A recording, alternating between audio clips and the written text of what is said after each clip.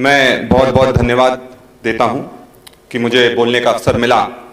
आज मेरे लिए यादगार पल है क्योंकि आज के दिन ही इसी सदन में विधायक के रूप में शपथ लेने का मुझे मौका मिला था और यही पवित्र मंदिर है जहां बाबा साहब की विचारधारा को आगे बढ़ाकर हमें आरक्षण जब मिला तो मैं डॉक्टर बना, सर्जन बना और आज विधायक के रूप में इस पवित्र मंदिर में मुझे अपना वक्तव्य देने का मौका मिल रहा है।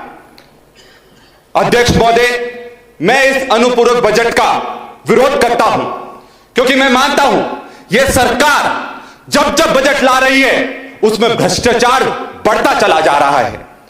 यह सरकार ने आदिवासी समाज को एटीएम की तरह उपयोग करा है। सिर्फ पैसा लेने के लिए, चाहे कदान हो, चाहे अभ्यारण्य हो, यह सिर्फ आदिवासी समाज को वोट बैंक की तरह उपयोग कर रही है और उनका अधिकार उनको नहीं दे रही है। ट्राइबल सब प्लान का पैसा तो ये दे नहीं पा रहे हैं तो आदिवासियों का क्या कल्याण करेंगे। मैं कुछ पंक्ति कहना चाहता हूं। मानव जाति पर उपकार है जिनका, वह समाज आदिवासी कहलाता है। जिनके संघर्षों से तपती है माटी, वह समाज आदिवासी कहलाता है।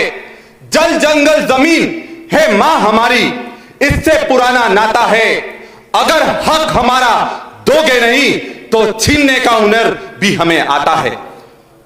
माननीय अध्यक्ष महोदय, जल जंगल जमीन हमारी मां है और पैसा कानून हमारा हथियार है, पर इस सरकार ने पैसा कानून को कमजोर करने का काम करा है। और इस पैसा, ये नोटों वाला पैसा नहीं है, ये पंचायती राज एक्सटेंशन टू शेड्यूल एरिया जो हमारा हथियार है वो वाला पैसा है। हमारे झाबुआ अलीराजपुर में बड़ी बड़ी खदानें आवंटित हो रही हैं, उनका सर्वे का काम चल रहा है।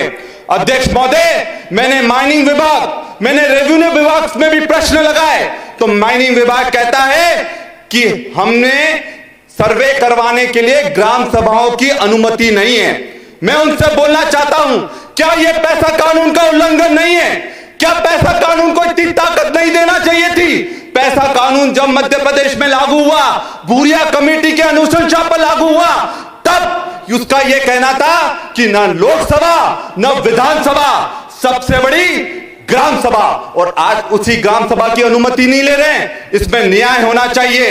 रेवेन्यू विभाग कहता है कि अभी सर्वे चालू हुए हैं पर अधिग्रहण नहीं हुआ, पर मैं उनसे पूछना चाहता हूं कि क्या जो अनुमति देते हैं अधिग्रहण, क्या वो पहला कदम नहीं है? मैं ये हमारे सरकार से ये भी पूछना चाहता हूं, क्या ये आश्वासन देंगे कि किसी भी आधिपत्य की जमीन, किसी भी आदिवासी की जमीन अधिग्रहण करने से पहले उनकी सहमति ली जाएगी और पैसा कानून और भूरिया समिति के सिफारिशों का पालन करा जाएगा?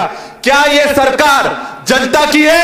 क्या बड़े बड़े उद्योगपतियों की है? मैं सरकार से यह कहना चाहता हूं कि जमीन हमारा आदिवासियों की पहचान है और खेती हमारी आजीविका है। मैं आज इस संविधान के मंदिर में कहना चाहता हूं कि हम अपनी जमीन का एक भी टुकड़ा कॉर्पोरेट कंपनियों को नहीं लेने देंगे और उसके लिए अगर सड़क पर उतरना पड़ेगा तो पूरी ताकत से हम उतरेंगे। इस सरकार को मैं जगाना चाहता हूं कि ये सरकार जब से आई है तब से सिर्फ बेरोजगारी और का इशू है। मैं मुद्दे पर भी आना चाहता हूं कि पिछले जो सदन में ये जवाब दिया गया कि 6 महीने में 35,000 बेरोजगार बढ़ गए हैं, तो ये और 28 लाख जो बेरोजगार हैं वो रजिस्टर्ड हैं, तो क्या ये सरकार कोई भी पैसा इन बेरोजगारों को देगी? उन 28 लाख बेरोजगारों का क्या होगा? एक बहुत बड़ा आंकड़ा मैं आपके सामने रखना चाहता हूं, किस तरह से आदिवासियों को चूसा जा रहा है, उनका शोषण करा जा रहा है। मैं झाबुआ से आता हूं, वहां शराब का ठेका 250 करोड़ में जाता है। अलीराजपुर में शराब का ठेका 100 करोड़ रुपए में जाता है और वही जहां पर डिंडोरी में जितने आदिवासी हैं वहां पर ये 25 करोड़ का जाता है। तो क्या सिर्फ मुनाफा कमाने के लिए सरकार आदिवासियों का उपयोग कर रही है और सरकार को बदनाम कर रही है? आपको उदाहरण देना चाहूंगा, वट्ठा एक दुकान है और वट्ठा में 30 करोड़ का ठेका गया एक दुकान में, जहां रहने वाले सिर्फ 1500 लोग हैं। तो मतलब यह है कि हर दिन वहां का आदिवासी 500 रुपए की शराब पी जाता है। क्या ये बदनाम करना नहीं हुआ?